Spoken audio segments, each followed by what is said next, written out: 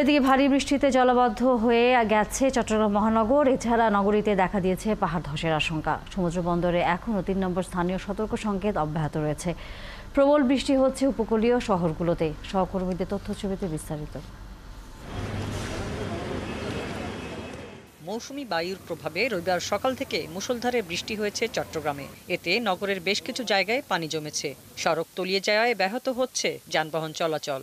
পানির সমস্যা, জলবদ্ধতার সমস্যা বেশি হয়, ঘর থেকে বের হতে পারি না। তারপর আপনার গাড়ি ঘোড়ার সমস্যা হয়। বৃষ্টি হলে পানির সমস্যা, যাত্রী পাই না, ইনকাম হয় না। হালকা পানি হলে নালাগুলা জাম থাকে, আপনার নালা পরিষ্কার হয় না, সেজন্য পানিগুলা হালকা বৃষ্টি হলে পানি উঠে যায়। বর্ষায় চট্টগ্রামের পাহাড়গুলোতে ধসের শঙ্কা থাকলেও নতুন করে কোনো মাইকিং করা হয়নি বলে জানিয়েছেন পাহাড়ের বাসিন্দারা। চট্টগ্রামে রবিবার সকাল ৬টা থেকে দুপুর ১২টা পর্যন্ত ৫৫ মিলিমিটার বৃষ্টিপাত রেকর্ড করা হয়েছে। কক্সবাজারে সকাল থেকে ভারী বৃষ্টি হচ্ছে। এছাড়া সাগর উত্তাল রয়েছে। বৃষ্টিপাতে স্থবির হয়ে আছে জীবনযাত্রা। সেখানেও পাহাড় ধসের ঝুঁকি রয়েছে। অনেকে বাঁশির আওয়াজ শুনলে চলে আসতেছে, অনেকে আস্তে আস্তে ইচ্ছা করতে হবে থেকে যাচ্ছি। আরো অনেক টাকা খরচ করে আসছে, একটু গোসল করা যাবে এরকম করতেছে। বরগুনায় সকাল ১১টা থেকে শুরু হয় ভারী বর্ষণ। এতে পায়রা, বলেশ্বর ও বিষখালী নদীর পানি স্বাভাবিকের থেকে কিছুটা বেড়েছে। ভারী বর্ষণে ভোগান্তিতে পড়েছেন দিনমজুররা।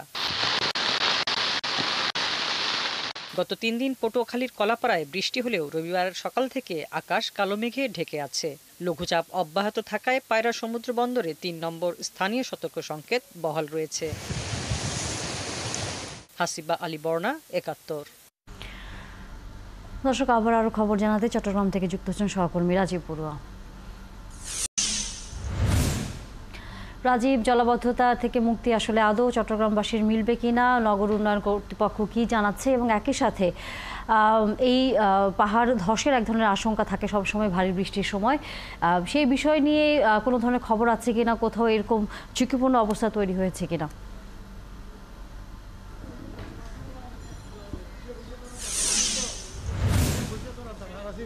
তানিয়া, দুপুরে ১টার পর থেকে আসলে আর তেমন বৃষ্টি হয়নি।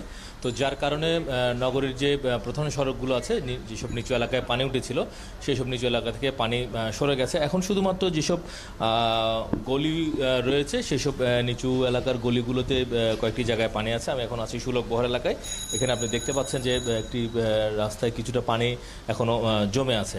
এবং এই যে জলাবদ্ধতা নিরসনের যে প্রকল্পের কাজ চলছে, 4টি প্রকল্পের কাজ চলছে, কিন্তু এখনও পুরোপুরি কাজ শেষ হয়নি। এবং যারা এই দায়িত্বে আছেন, সিটি কর্পোরেশন এবং সিডিএ, তারা বলছেন যে যেহেতু পুরোপুরি শেষ না হওয়া পর্যন্ত জলাবদ্ধতা থেকে আসলে চট্টগ্রামবাসীর মুক্তি নেই।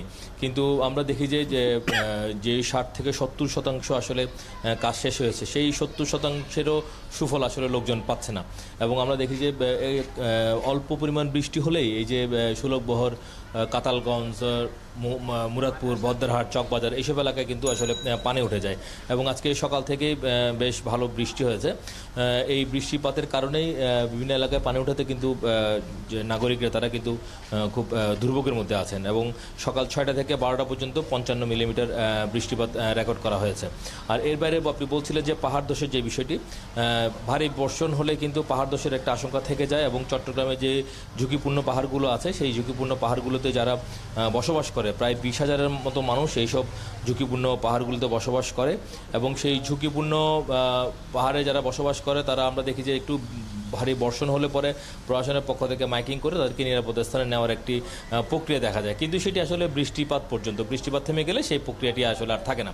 এবং তবে আজকে, গতকাল রাত এবং আজকে কোনো ধরনের মাইকিং করতে আমরা দেখিনি। এবং যারা পাহাড়ের নিচে যারা বসবাস করছেন তারাও বলছেন যে কোনো ধরনের মাইকিং বা কোনো ধরনের সতর্কতা কিন্তু তারা প্রশাসনের পক্ষ থেকে পাননি। যদিও আবহাওয়া অধিদপ্তর জানিয়েছে যে আরও কয়েকদিন এই ধরনের বৃষ্টিপাত হতে পারে, ফলে ভারী বর্ষণ হলে পরে তখন ভূমিধসের একটা আশঙ্কা থেকে যায়। আপনি জানেন যে 2007 থেকে এ পর্যন্ত প্রায় 250 মানুষ মারা গেছে চট্টগ্রামে বিভিন্ন জায়গায় ভূমিধস হয়ে। ফলে এই বিষয়গুলো আসলে রয়েছে। এবং কর্তৃপক্ষ আসলে যখন কোনো ধরনের দুর্ঘটনা ঘটে তখনই আসলে তারা তখন একটু নড়েচড়ে বসেন। আর এই আজকে যে সারাদিনে যে বৃষ্টিপাত, এর মধ্যে নগরীর বায়েজিদ এলাকায় চন্দ্রনগর এলাকায় একটি দেওয়াল ধসে একজন নারী আহত হয়েছেন, তার পায়ে ব্যথা পেয়েছেন। এছাড়া আর অন্যান্য যে নিচু অঞ্চলগুলো আছে সেই নিচু অঞ্চলগুলো থেকে পানি আসলে এখন সরতে শুরু করেছে, যেহেতু ঘণ্টাখানেক ধরে বৃষ্টি নেই। তো এই কারণে আসলে যে প্রধান সড়কগুলো থেকে আসলে পানি সরে গেছে। এখন শুধুমাত্র যে বিভিন্ন এলাকার যে গলিগুলো রয়েছে সেই গলিতেই আসলে পানিগুলো রয়েছে। তবে এই এলাকায় আসলে দীর্ঘদিন ধরে কিন্তু এই জলাবদ্ধতার সমস্যাটি আছে। এখানকার লোকজন তারা বলছেন যে তারা এখানে একটু বৃষ্টি হলেই পরেই এখানে যে পুরো এলাকাটি আসলে পানি। রাজীব বড়ুয়া, অসংখ্য ধন্যবাদ। নিশ্চয়ই আমরা জলাবদ্ধতার খবর জানবার জন্য আবারও ফিরবো আপনার কাছে। দর্শক সহকর্মী রাজীব বড়ুয়া ছিলেন এতক্ষণ চট্টগ্রাম থেকে।